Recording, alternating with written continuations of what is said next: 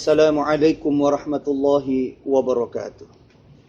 Kaum muslimin dimanapun kita berada.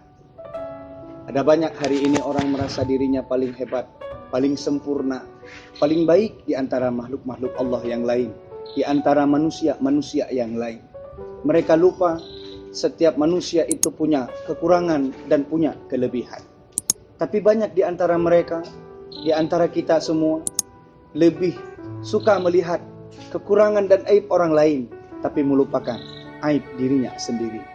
Kalaulah kita menulis di sebuah kertas tentang aib kita, sulit rasa-rasanya kita menemukan kesulitan kepayahan atau kejelekan diri kita itu. Tapi ketika kita diminta untuk menulis di kertas yang kosong itu tentang kekurangan orang lain, maka mudah bagi kita untuk menulis kekurangan itu.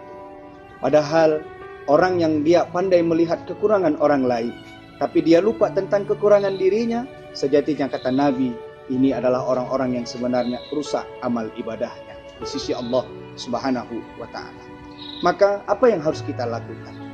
Ketika kita mengedapati ada orang dari sisi kacamata kita dan pandangan agama dia jelek dan keliru, dia memiliki kekurangan, maka sejatinya kita tidak boleh melihat kekurangannya, tapi lihatlah sisi kelebihan dan kebaikan-kebaikan dari dirinya.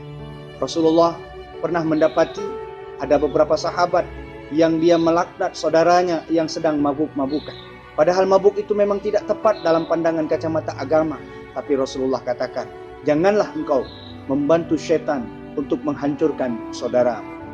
Maka kaum muslimin dimanapun kita berada, mulailah kita harus bisa memisahkan antara pelaku dan perilaku yang hari ini sulit untuk orang menggambarkannya. Di setiap kali ada orang berbuat salah, memiliki kekurangan, sudahlah mungkin kita menghakimi dia, menghukumnya, yaitu pelakunya, bukan perilakunya. Padahal ada sisi baik lain yang mungkin dimiliki oleh orang tersebut.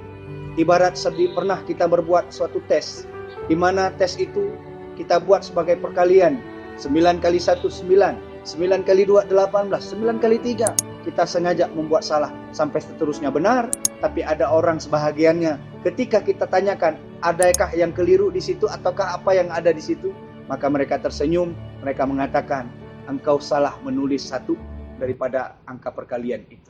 Padahal ada 9 perkalian yang lain yang benar, satu saja kekurangannya, tapi orang lebih cenderung melihat kekurangan dan melupakan kebaikan. Maka kaum muslimin, mulailah hari ini kita memandang sebagaimana pandangan lebah, jangan memandang sebagaimana pandangan lalat. Orang yang memandang dengan pandangan lebah, maka ia akan lebih serius memperhatikan semua kebaikan-kebaikan, walaupun kebaikan itu cuma satu, tapi dia tetap melihat kebaikan itu. Sebaliknya, ketika kita memandang dengan pandangan lalat, maka semua tampak kesalahan-kesalahan, padahal begitu banyak kebaikan-kebaikan yang lain. Cara pandang lebah, kalaulah seandainya ada kuntum bunga di satu kebun, yang kebun itu dihinggapi atau dipenuhi dengan sampah, maka lebah dia akan melihat satu kuntum bunga itu. Tapi kalau dia melihat dan memandang dengan cara pandang lalat, maka insya Allah semua keburukan yang dia lihat.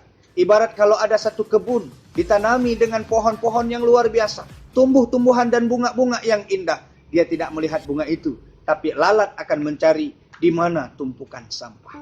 Maka kaum muslimin yang dirahmati oleh Allah Subhanahu wa ta'ala, kita bisa melihat banyak kisah. Di zaman salafus salih misalnya, ada Khalid bin Walid yang di 3 Hijriah, beliau menjadi musuh Allah. Beliau membantu kafir Quraisy untuk menghancurkan Rasulullah dengan para sahabat di perang Uhud. Tapi itu di tahun 7 Hijriah, beliau mensyahadatkan dirinya, beliau masuk Islam.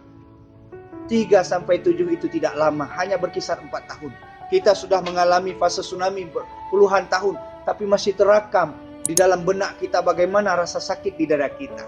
Tapi orang-orang di Madinah pada waktu itu, tatkala ketika Khalid bin Walid masuk dalam Islam, mereka tidak mengatakan, inilah sosok manusia yang telah membuat kami menjadi yatim, inilah sosok manusia yang telah membuat kami sebagai istri menjadi janda. Tidak, yang keluar dari mulut mereka adalah rasa syukur kepada Allah atas Islamnya Khalid bin Walid. Maka kaum muslimin yang dirahmati oleh Allah, yang dilakukan oleh masyarakat Madinah pada waktu itu adalah memisahkan antara sosok dengan sikap. Marilah kita mulai hari ini, tatkala ketika melihat kekurangan orang lain, atau melihat kelebihan orang lain, atau melihat sesuatu yang mungkin tidak bersamaan dengan apa yang kita pikirkan, mari kita pisahkan antara sosok dan sikap.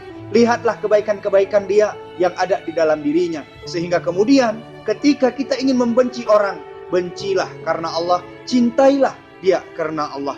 Maka mudah-mudahan itu akan membuat kita menjadi manusia yang bijak di hadapan Allah.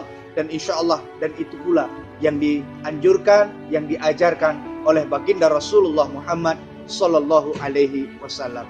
Usikum wa nafsi bittaqwallah. Assalamualaikum warahmatullahi wabarakatuh.